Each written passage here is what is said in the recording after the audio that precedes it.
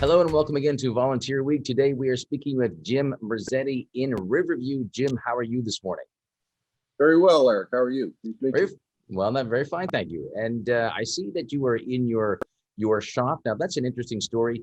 You had said that you had gotten into woodworking really with your grandfather.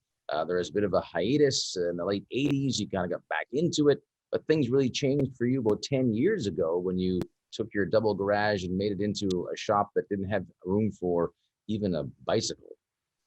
So I had to give my bike to my son-in-law. I had no room for it. Started out a two and a half car garage that was supposed to hold a shop and at least one car. We have one small car and we couldn't park it in the garage. So time came to consider possibly selling the house, and I had to find some place for my gear.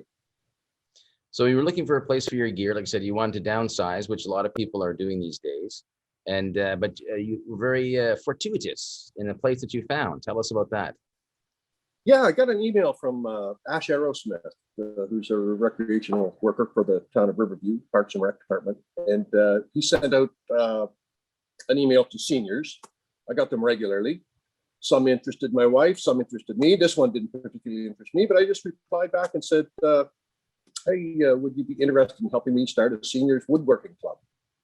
And immediately got an answer back. Yes, yes, yes. We have a space in mind, and yeah, please, let's meet.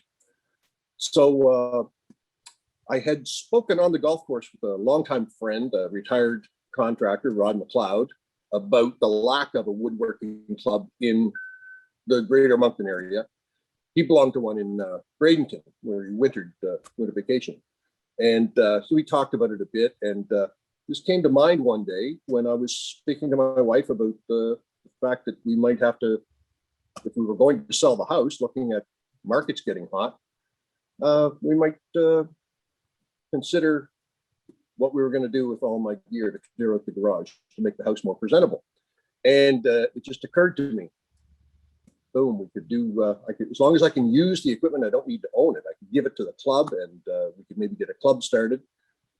So I got together with Rod and Ash and another acquaintance of mine who I hadn't seen for years, Marie-Claire Pierce, who she was the director of operations, I believe was her title, for the 2010 World Junior Track and Field Championships. The day I retired, right. I volunteered. Marie-Claire answered the phone, and I went to meet her, and I ran one of her committees for the 2010 World Juniors, and that was a lot of fun. And I got to learn very, very quickly what an amazing administrator and just a capable person that she was. And yeah, it was. I was very impressed with her. And when I found out through a mutual friend that she was interested in becoming a woodworker, it just clicked. And I called her and asked if she'd help me start up the club. And she showed up at the meeting with Rod and me and said, I hope you guys, pardon me, I hope you guys don't mind, but I'd like to do all the paperwork, okay? And we said, well, if you have to.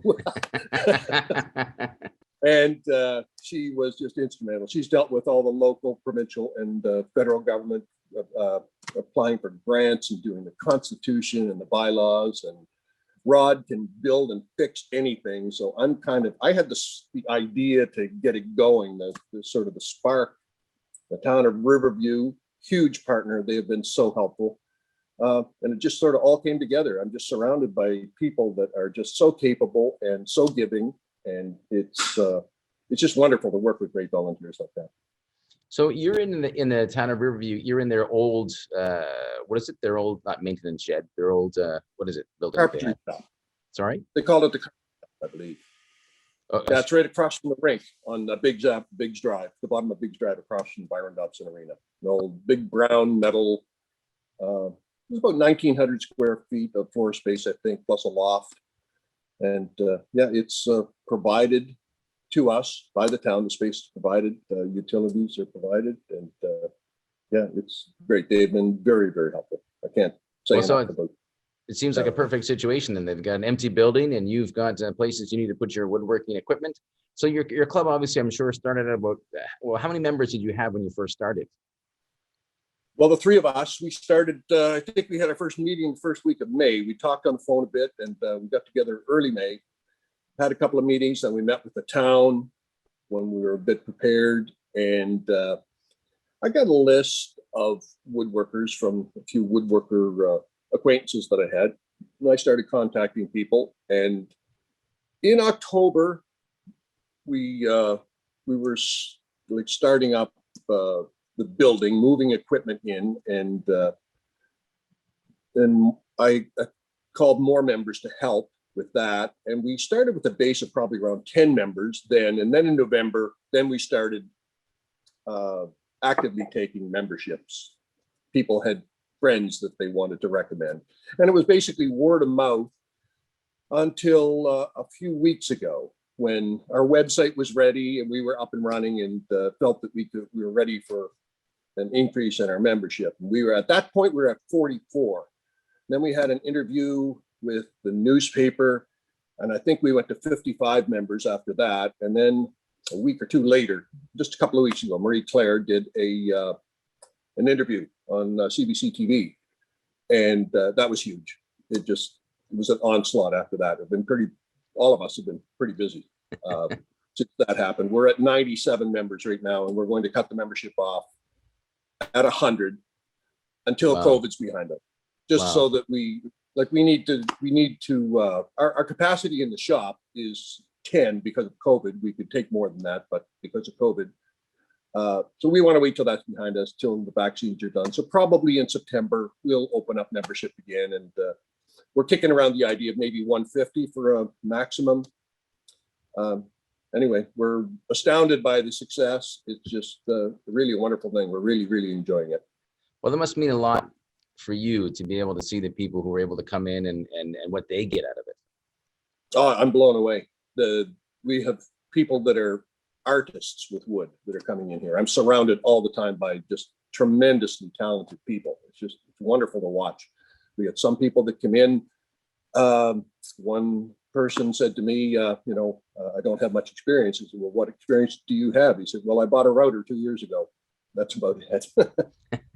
I said, okay. And we'll hook people up with a mentor and get them building simple things to get started, learn how to use a machine, how to cut properly, how to measure properly. And everyone so far seems to be pretty happy. Had no negative comments at all. Well, that's great. Well, Jim, thank you so much. That's an amazing opportunity that you created for many people in the community. That means a lot, and I'm sure it's very therapeutic for a lot of people to work with their hands like that, and that's wonderful. So on behalf of them, thank you so much. Hey, thank you for doing this, Eric. I really appreciate it. Thanks a lot. Okay, bye.